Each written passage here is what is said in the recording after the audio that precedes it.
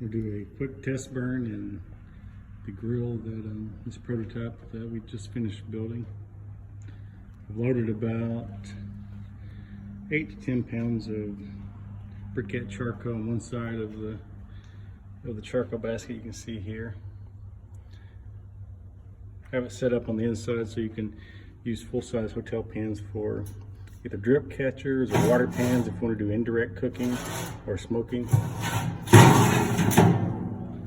So what I'm going to do is just sit one of these Weber lighter cubes on the ash pan under the basket, light it, and let it go from there.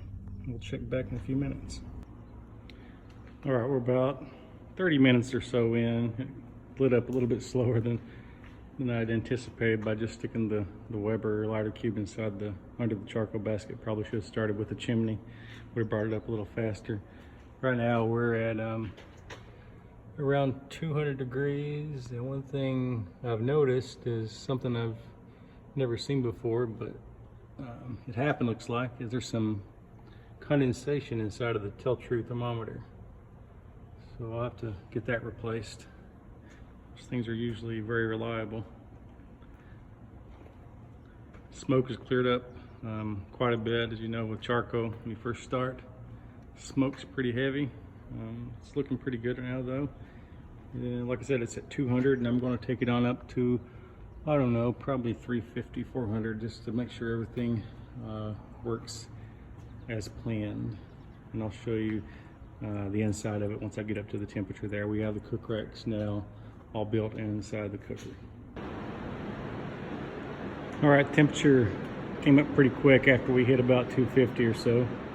Right now we're right at around 360. It's still climbing pretty quickly. I went ahead and changed out the tell-true for a new one that was not steamy inside the glass. So what I'm going to do now is just play a little bit with the ball valve and close it down about halfway just to see how it reacts and see what sort of temperature we can maintain by shutting the ball valve down that controls the air intake. So far I think everything works pretty well, pretty happy with it.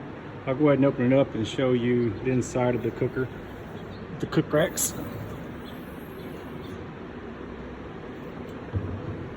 You can see here,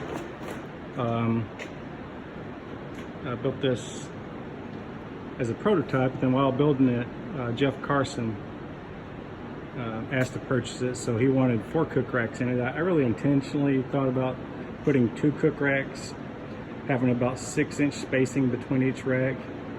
So what we did here is went ahead and added 4 cook racks, and there's 3 inches between the rack runners, which is still room for things like chicken quarters or ribs, things like that. You notice the top rack's a little bit shorter than the other 3, and I did that just so the thermometer stem would clear that, and you wasn't bumping into that when you were trying to open and close the lid. So a lot of good space inside this grill that you could also use for smoking, like I said, with the drip pan or the water pan, just to cook indirectly.